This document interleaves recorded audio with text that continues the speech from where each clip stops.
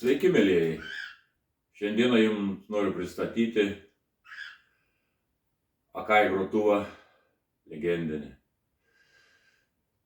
Akai GX F95. Čia va pas mane jis yra. Gražuolis. Tikrai juodos spalvos. Kažkur buvo gaminami apie 1981 metus. Tai tuo laiku buvo labai rimtas aparatas, turintis 3 galvutes, stiklo ferito, automatinis kasečių kalibravimas. Kaip matot, čia jisai durelės atsidaro mechaniškai. Labai galim pasižiūrėti. Turi čia motoro pagalba atsidaro apatinis dangtelis. Čia va galima ir... Ką noriu pasakyti apie šį grotuvą. Mane aš jį turiu, čia anksčiau neturėjau tokios grotuvo.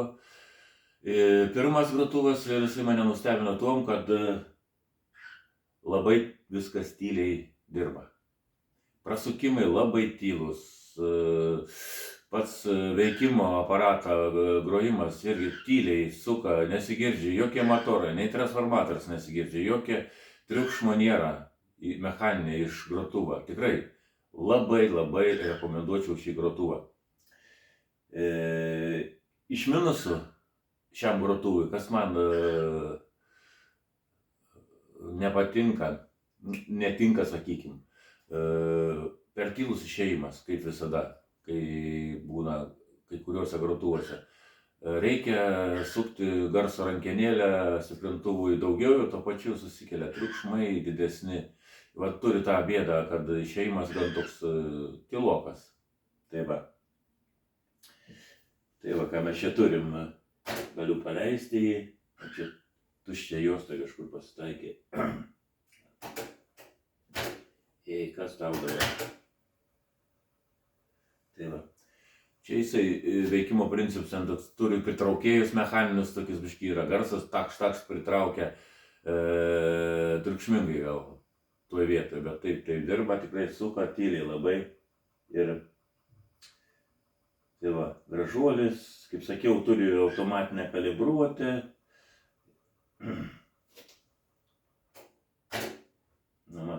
Matot, pasiliekančias lemputės yra labai gražiai atrodančias, žalia spalva.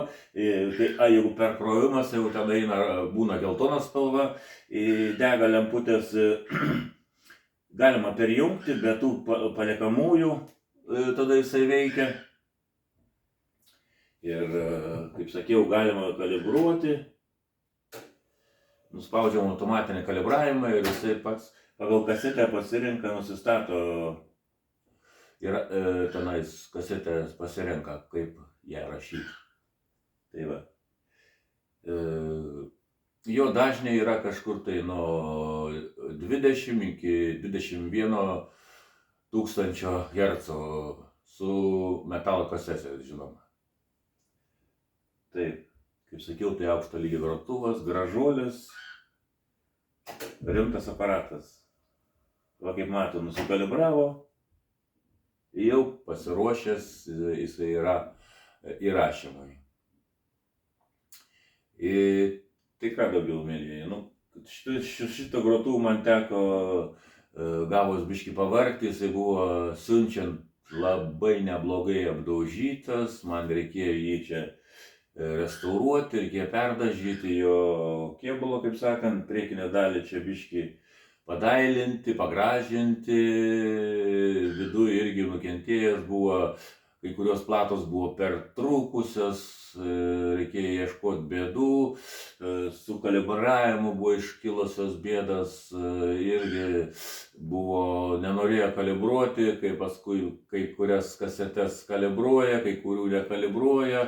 Vienu žodžiu, bet pavyko visas tas bėdas įspręsti ir šitas grotuvas dabar puikiai veikia. Kaip sakiau, labai tyliai veikiantis grotuvas.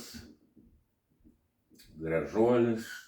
Tai va, kas ieško tokį, įsigykit, rekomenduoju į savo kolekciją ir turėsit, kaip sakant.